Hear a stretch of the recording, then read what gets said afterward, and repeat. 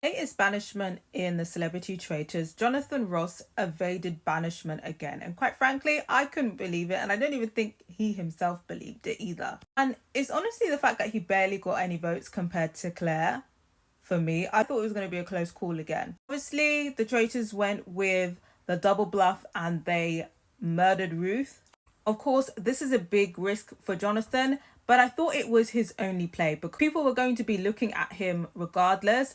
But Ruth coming at him so hard definitely would have convinced more people to vote for him. So I think it was a smart play to pull the double bluff. Where I think Jonathan went wrong though is that he was talking way too much. I think it would actually make more sense for him to be a little bit more withdrawn. But he outright says when somebody's like, oh, they're clearly trying to set you up. And he's like, oh, in case it could be a double bluff. Why would you put yourself in it? And I think that overconfidence is what makes people suspicious of him. In my opinion, I think it should have been like a 50-50 split. The vote proportion shouldn't have been so wide compared to Claire. Personally, I think out of all of the evidence they have gathered, based on logic, I think Jonathan Ross would be the more likelier to be a traitor than Claire. So if I was a faithful, I would have voted for Jonathan Ross. But I think it comes down to what Celia said, is that Jonathan Ross is very charming, very charismatic. He probably has interviewed a lot of the people that are there. So he knows how to get people on side and he knows how to put people at ease. And that's why people keep going against their better judgment and keeping him in. There are still a few people going hard for him though, namely Joe.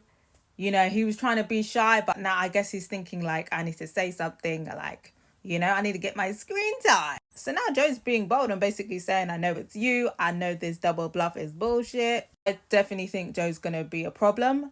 I think Jonathan Ross's name certainly will come up again in the future, but maybe not for the next round. I think he might be safe for the next round, depending on the result of the next murder. The three people on the chopping block are David, Kate, and Charlotte Church. I don't think they're going to take out Kate because she's an easy target.